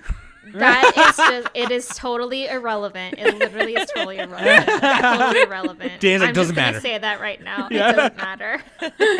But Catch These Hands, like, I love delinquent shit. It's my favorite shit ever. I love delinquent. One of my favorite mangas also is Crows. So like, if that tells you anything, and Worst. Hey Sam, you should read Tokyo Revengers. I'm gonna kick your ass. Fucking love Tokyo Revengers. That's Fuck one you. you should read and not watch. Yeah, I've read that one. Yeah. Yeah, I kind of agree. Yeah, I the manga's better. Me and Danny like the manga better. Yeah, no, Catch These Hands, like, so it's about these 2 girls, and they're adults. Like, the main girl, Ayako, she's kind of like, man, I'm doing nothing with my life. I suck, right? Damn, what the fuck? And she's like, well, I guess I better try and get a job or something, right? Because I can't buy beer if I don't have a job.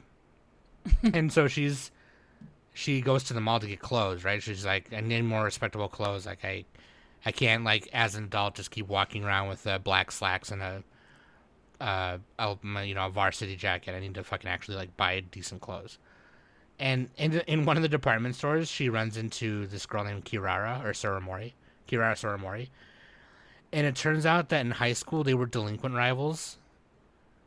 And so they recognize each other, but like Kirara pretends like she doesn't remember. And then so she like calls her and finds out like, that she still lives in the same area. And she's like, meet me at the park. And she's like, oh, so you did recognize me at the store. And she's like, yeah. And she's like, okay, well then what do you want? She's like, let's fight. And she's like, what the fuck, dude? We're like 20-some years old. Like, seriously, like, don't be like that. And she's like, nah, I'm gonna kick your ass. And if I win, you have to go on a date with me. And then it's like, of course, Kirara, even though she's like the more kind of innocent looking type and more, I guess you could say she's like the bottom, quote unquote, or whatever the fuck. But like, she kicks her ass. And it's like the whole manga is them just trying to be like, trying to figure out how to date and be together. And it's really fucking cute. And it's, I don't know, man. The ending is kind of lame, but like, it's only 4 volumes and the art is really cute. And it's super moe.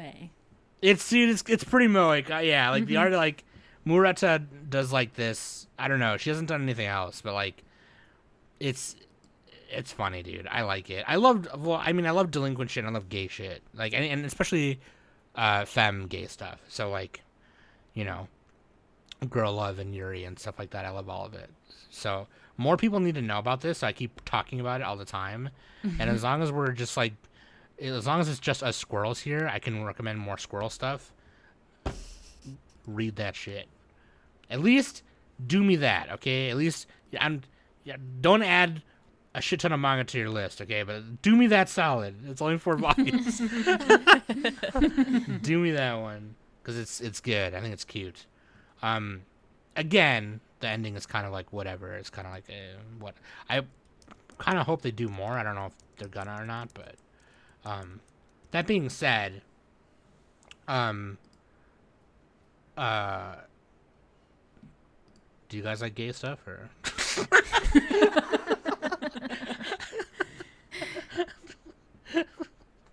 I mean, if we want to talk about gay stuff, like I can give you some boys love things. Stranger by the Sea. Yeah, that one's a good one. It is so good. Have you read it though? I haven't fit. No, I didn't get to. I only watched the movie with you, but I want to read it. So I did read Umibe, and I'm also currently reading the sequel, which is Haru Kaze no Stranger. So that one is pretty much, it's a sequel to, Seaside Stranger, and their who is it? It's Shun and Mio, and they're leaving Okinawa to go to Shun's house, like his parents' house and stuff, because apparently like his father is ill, and he just wants to make sure that his father is okay. So they go back to Hokkaido and they start living with them. But once they get to their parents' house, Hashimoto, like his father, is completely okay. He just took a fall and everything. Like he's not sick or anything like that. So, and they kind of just like have a life together. And Shun, he kind of like, because he's a writer, and so he has an editor, and his writer is closer than he was in Okinawa. So it's kind of just them, their relationship, and like how Shun's career just like skyrockets and stuff after like he publishes this one book and stuff. So it's really good, and like you meet some really cute characters. Like you get to meet Shun's like stepbrother, or not stepbrother, like adoptive brother. Shun's parents adopted a child, and so now like he lives with them and everything. And so yeah, it's pretty great. I love it. If you really want like a really good story, I would definitely check out Seaside Stranger, which is Umi Bay. Another like really good manga that I'm reading. Well, I've only read like 6 chapters of it, because it's just being translated into English. And Sen and I actually discovered this manga at Otakon when we went to the Dempa panel, and it's called Happy Crappy Life. And it's pretty good. It's an adult, like it's yaoi, like it's boys love, it's BL. And excuse me. And it's about Kazuya, where he like got demoted because he was involved in a scandal with his boss's daughter, and so he like moves out into the boonies, and so he's working for like the sister company of his company, which is out in the countryside, so it's like a smaller office. So now he's trying to like get his reputation back after this scandal. But he's also like, he loves girls, but he also likes to get fucked in the ass. Like, he's an anal guy. So Hot damn. Damn. And so, and like, he's living next to this, like his neighbor is Kuzuya, and his neighbor is like a NEET, and like he's not like, he doesn't have a job or anything. He's just like living off his grandmother's pension and stuff. And he also just so happens to like anal and everything like that. So, but like Kazuya, he like meets his neighbor, and his neighbor is like trying to like tape a dildo to a fan motor so that he can have like a motorized dildo so that he can peg it up his ass. Just buy a sex machine. Literally, so he doesn't have to do it himself. So, yeah, so it's like, what is this stupid guy doing? Like, I can't deal with this. And so like Kazuya goes to work, but then like he goes to like this hostess bar, and Kuzuya just so happened to be there. And so they're drinking, and, you know, Kuzuya is trying to figure out the story on why Kazuya is in the boonies and stuff. And so, like, he's getting even more drunk, and he, like, literally, like, there were rumors floating around, and Kuzuya was all like, wait, like, isn't the reason why you got demoted was because the boss's daughter, who was your fiance, was the one who was pegging you with a strap on, and, like, someone took a picture of it and sent it to your boss, and... You know, so, like, and Kazuya's like, how did you know? Like, that was supposed to not, like, you know, be found out and everything. And, yeah, so, and then all of a sudden, like, they're going back home because Kazuya's drunk. And they started talking. And Kazuya is all like, what's the problem with loving anal? Like, I like anal. And then all of a sudden, they just start talking about anal sex and how, like, they wish they can have, like, a real dick to fuck them in the ass. And...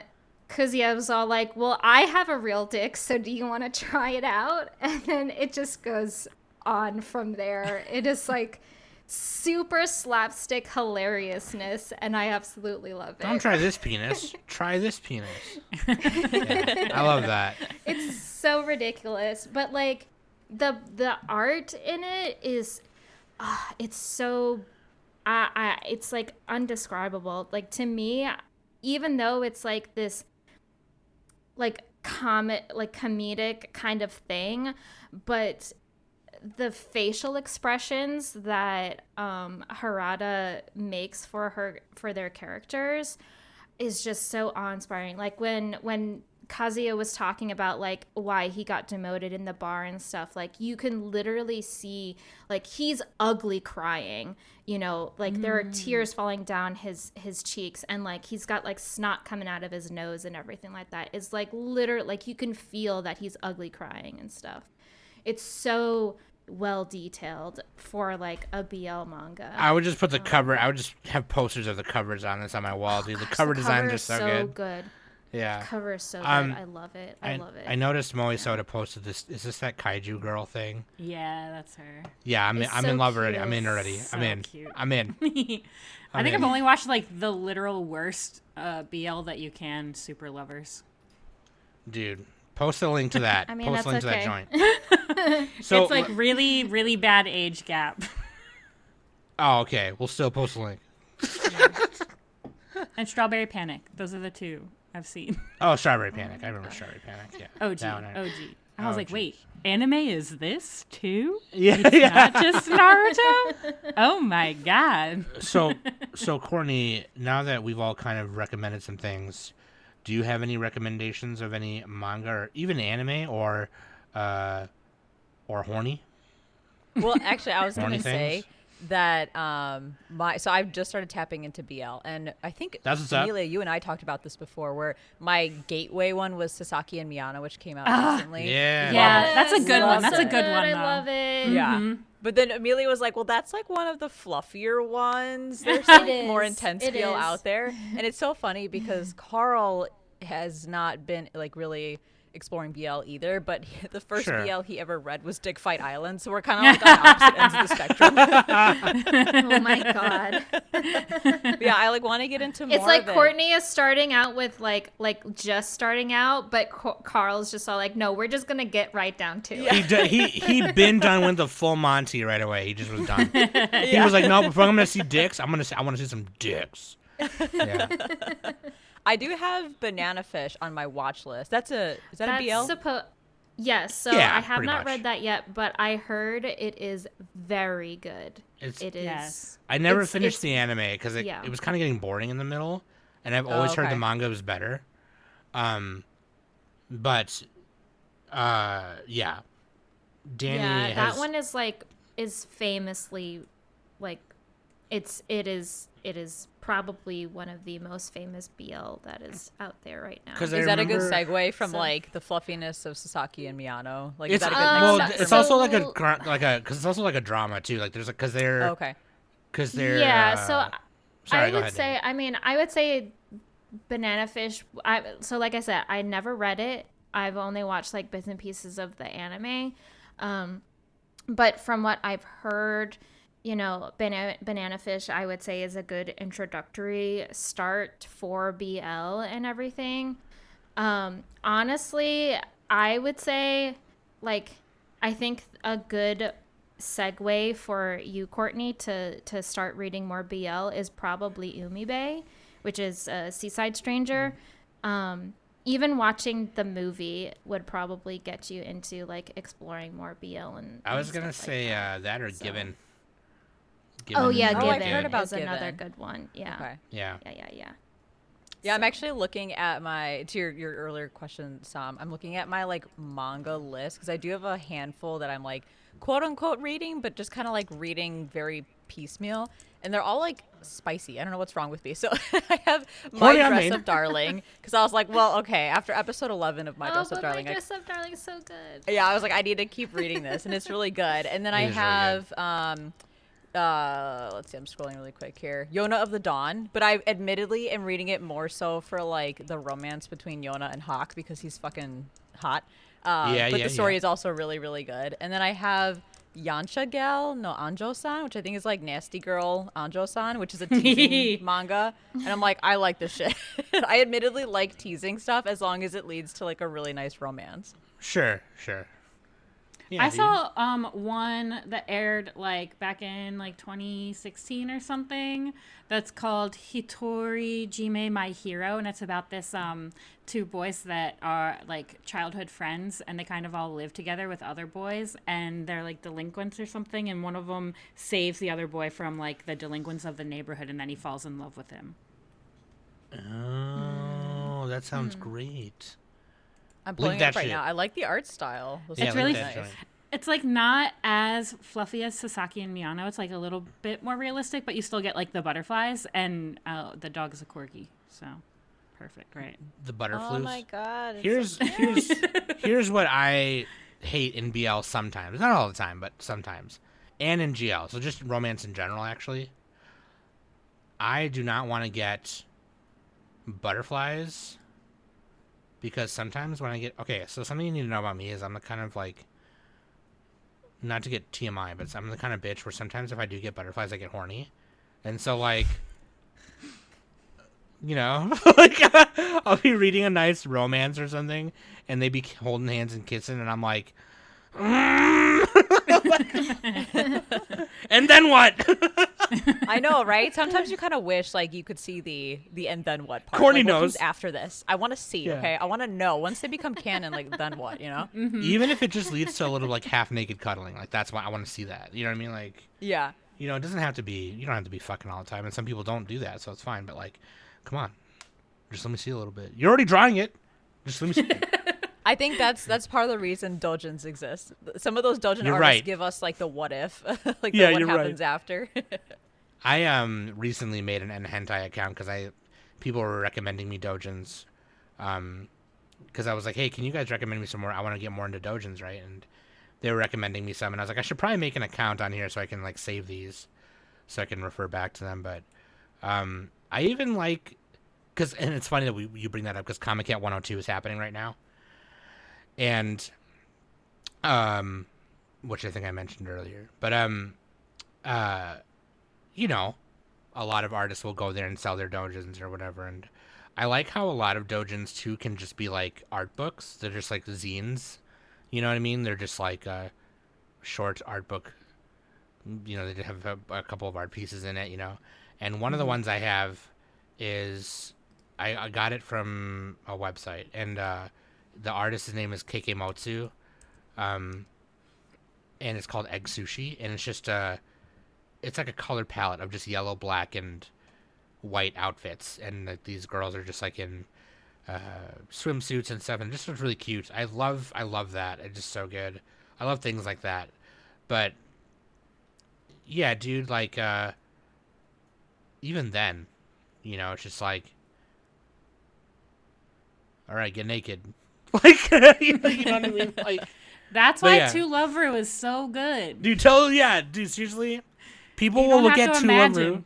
Yeah, people will look at To Love Ru and just be like, oh, it's just girl smut. And it's like, yeah, and what's your point? And Like, it's really good at what it does. like Cane's doesn't need to have anything else in the menu than chicken fingers because they're really good at chicken fingers.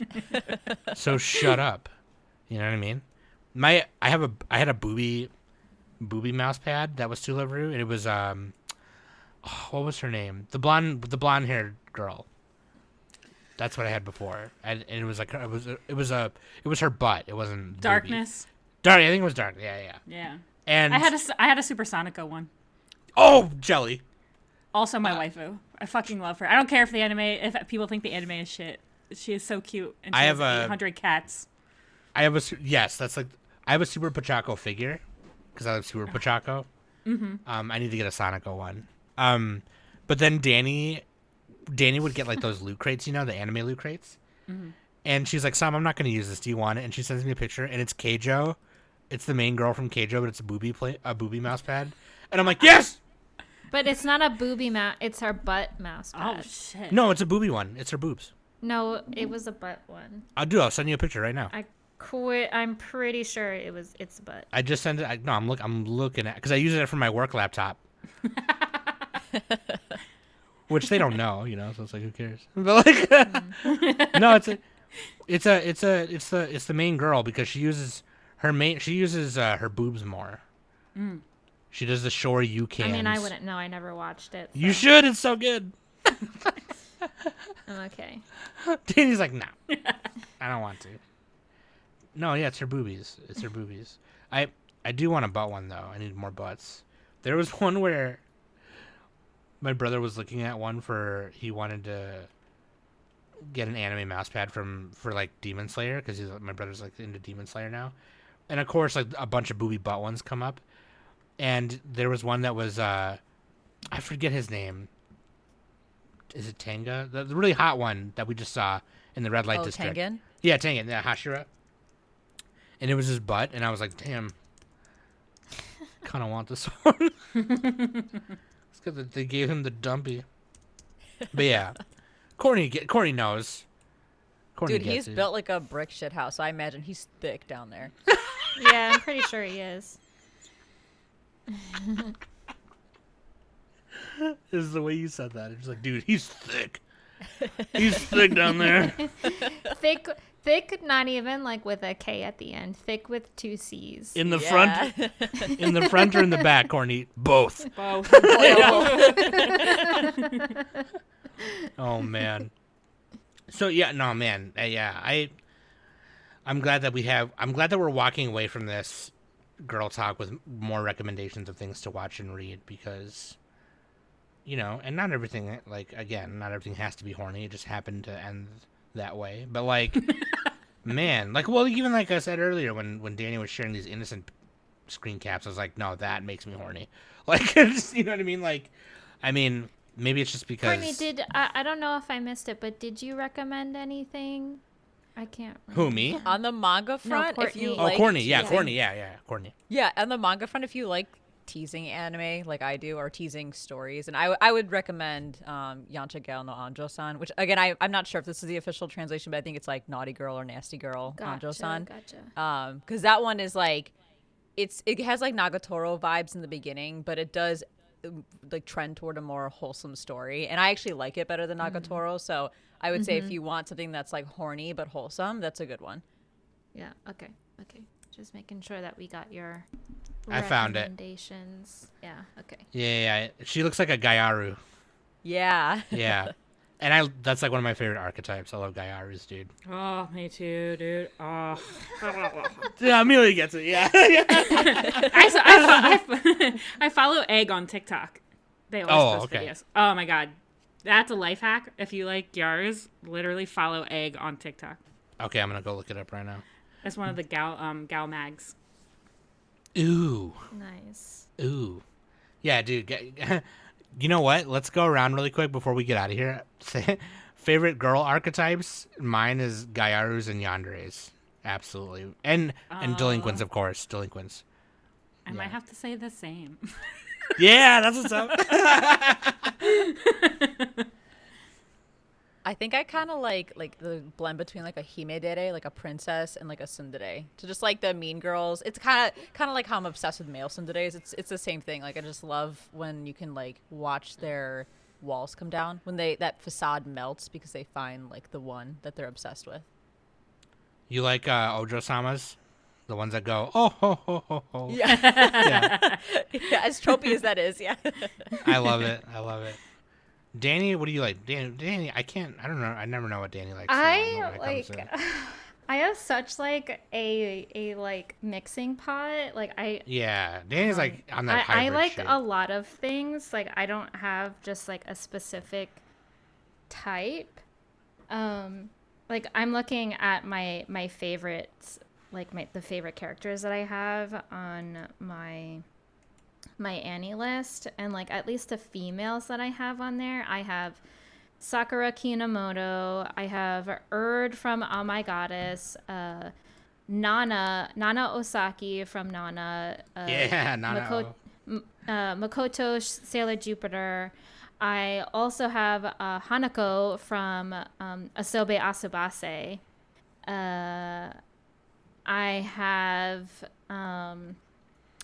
I have Agate from Witch Hat. They're all kind of different, but they're all like, they're all really different. Cute though. Yeah, they're like they're cute, so though, yeah. different and everything. I do like most recent. I do like Kana from Oshinoko. So like I would say like Kana is definitely more of like, she's on the tsundere aspect, but I feel like she's definitely the type of person that is like, she does what is right and everything, yeah. And she's kind of like a hard ass. And like within Witch Hat, like that's the same thing for like Agate. Like Agate is a very big like hard ass kind of like character. Like she's kind of like the unlikable character in the beginning, but then like all of a sudden you kind of start liking her because like you start to understand on like why she's the way she is and stuff. They would never let their personality, hard or cold or not, compromise their morals.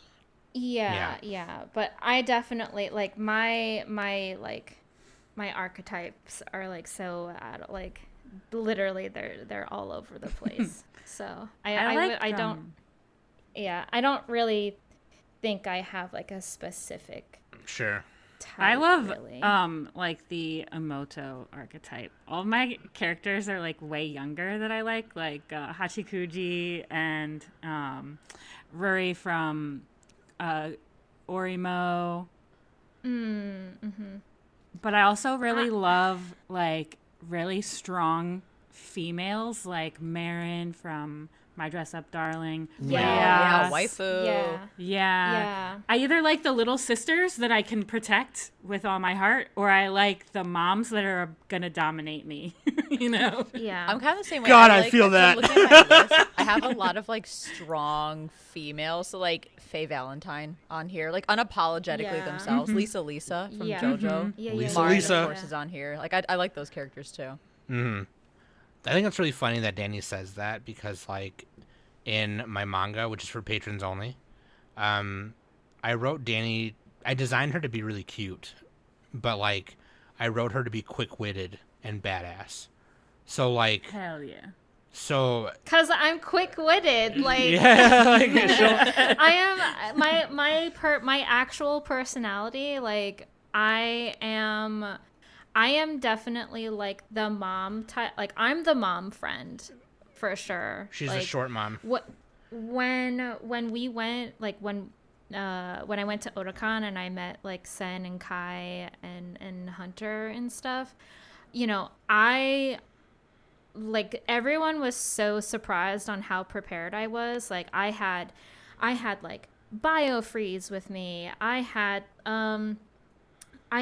a knee brace with me just in case. I brought snacks. Like I literally brought an entire cooler of like drinks and like refrigerated snacks. I brought Uncrustables and I had I had like a whole big bag of just like dry snacks. I had gummy bears. I had like the organic fruit strips that you get from Target. You know, I had like I even had like healthy snacks. I had like dried apples and like I had like spicy veggie snacks and stuff. Like that's me. Like I am like the mom friend out of everything, and I am definitely like short. Like I am very like like a quick-witted type of person. Like you're gonna clap at me, I'm gonna clap right back. When me and Danny go to the movie theaters, we carry the big purses. You know what I mean?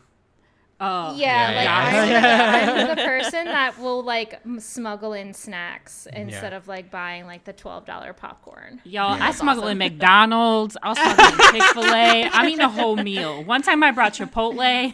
Oh my god! I don't think I've gone that far. No, that's sick. That's fucking dope.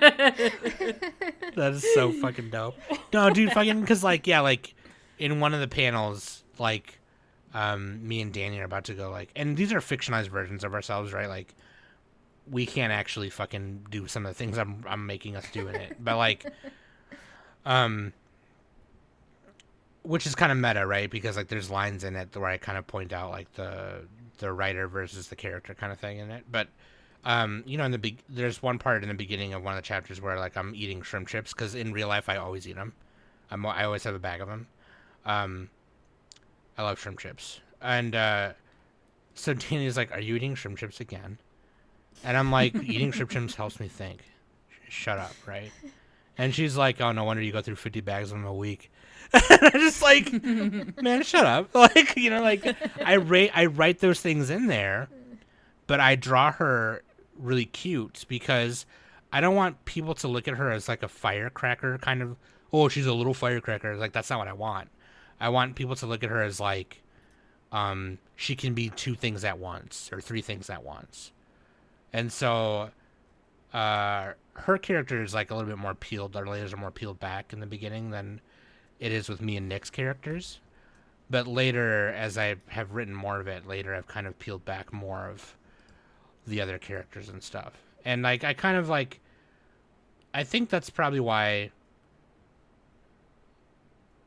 if you're a girl listening to this right now, you just discovered our podcast and you're listening to this right now, or you're listening to the Strictly series or the Otaku Host Club podcast, like, and you're just getting into anime, honey, there are so many so many shows and manga out here that you'll find you'll probably relate to more than one kind of character, and you'll feel more confident being the kind of person you are. If somebody calls you a bitch because you're direct, they they probably needed to get called out for a long time. Let's just say that, right? If somebody calls you a hoe because you like to dress like Kaede from Onimai, they probably are insecure. You know what I mean? Like, that's just like what it is. You're gonna find that's probably why we feel safe talking to each other about anime and manga the way that we do, right? It's because we're already at that point now where we have found characters who we can all love and relate to in our own ways. And that's why, like, in the beginning when we talked about it, right, how, like, the community, the otaku and sense of community is, like, definitely more open now than it was back then. Back then, I don't know how old Courtney and Amelia are, but, like, me and Danny are around the same age. When we were in junior high and we were younger, we got made fun of for it. You know what I mean? Where now, that's not the case. Now it's like, yeah, I got fucking anime titties on my shirt. What about it? Like, what are you gonna do about it? And then their response is gonna be like, oh, nothing. I was just gonna say it was cool. You damn right it's cool. Because it's titties. You know what I mean? And I think that's important. Not that this, like, episode had a point to it, because it didn't. It was just gonna be us girls bitching and moaning the whole time. But, like, I just, like, think that's important. I think some people are afraid to get made fun of for that kind of stuff, and I don't think you should be afraid, because who cares? And if your friends make fun of you, then they probably weren't your friends to begin with. So, like, the only thing I'll make fun of Danny for is, what do I make fun of Danny for? I don't think I make fun of her for anything she likes. That I hate actually. Cheetos. Oh yeah, she doesn't like Cheetos. That's the thing. That's right. Yeah. Like, what the fuck is your problem, honestly, dude? Like, come Get out of on. here. Anyways, favorite snack foods before we go: Doritos and Cheetos. Doritos, Cool Ranch. Cool Ranch. Oreos. Yeah. Oreos. I like chocolate. Yes. Wait, I like all those things. I got a better question, and this one's just for Courtney. What was, like, the weirdest craving you had when you were pregnant, if you had any?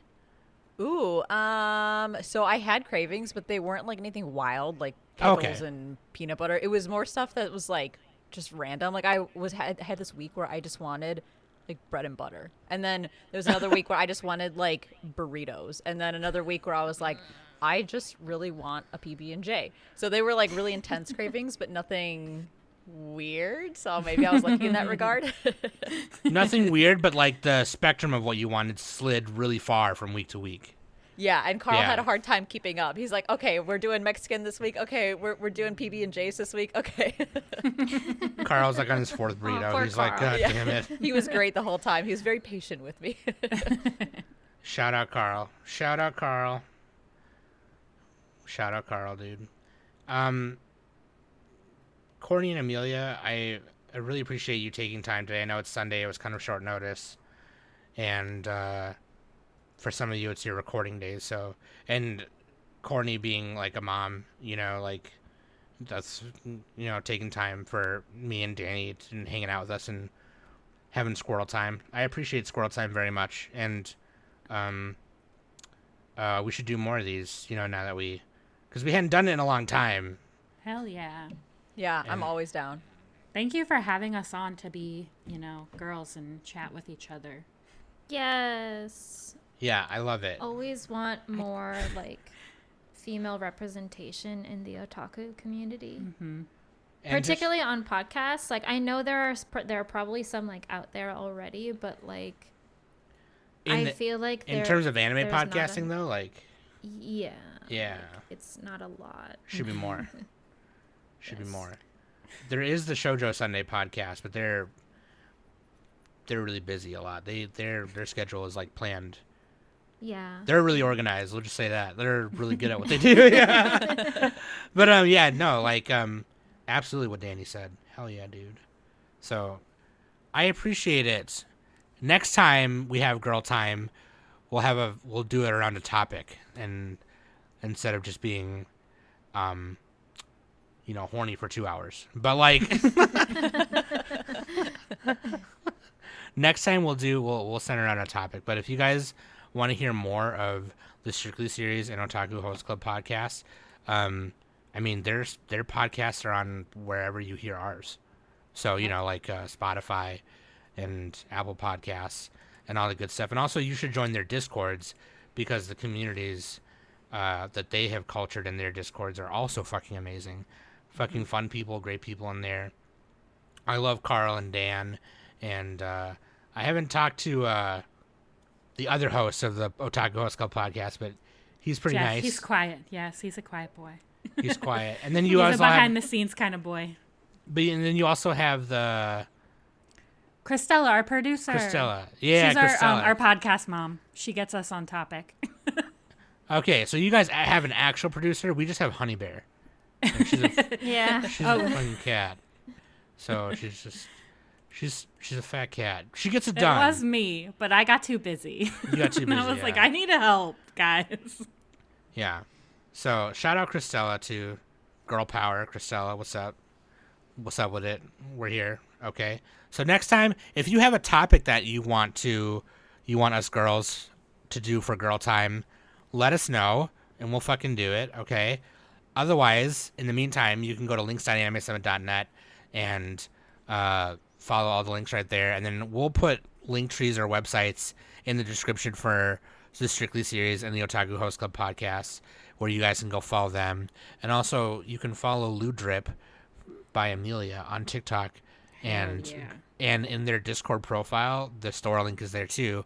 I'm actually eyeing a couple things right now. I haven't put it in my cart yet. I'm just looking. I've had the tab open since we did the since we did the SmackDown. I've had the tab open. Fun fact is, my mom sews all of the bags that you see. Oh, sick. Yeah. Yeah, dude. Yeah. There's this I found it. It's a crossbody bag, like an iPad shaped bag. Yeah. And it says it's like pink and black, and it says Lou Drip, but it's part of the I'd Rather Be Watching Hentai collection, which is really cool. That's like a really good seller at conventions. Dude, it's so good. It's so good. I love it. So I'll put links in there for all that stuff in the description, okay? Just so get some Lou Drip stuff. And for y'all asking about our merch store, it's coming. Like, it's actually way sooner than I thought it was going to be. I thought it was going to be like another month here. No, not even. It's like in the next couple weeks. So, calm down, okay? Stop yelling at me, okay? I got things to do, all right? Me and Danny have to go to the store, all right? We have things to buy at the store, like milk and eggs and comic books and such. Lettuce flavored Gatorade. Gatorade for Nick. Okay, it's the only flavor he likes. Okay, we've tried to get him on the blue kind. He doesn't like it. So, jeez, just lay off. Okay, stop yelling at Danny. Okay, she's got enough on her plate. God. Anyways, I love you guys very much. I love you and Amelia and Courtney. I love you, Danny. And again, thanks for listening every week, y'all. Appreciate it. Appreciate all your support. I love you, and I love you just the way you are. I've been Sam. That's been Danny. That's Courtney from the Strictly series. That's Amelia from the Otaku Host Club podcast. And this has been the Anime Summit podcast. Woo! Hey. I was going to say, are we wooing or I didn't woo. I'm sorry. I stopped my recording after that.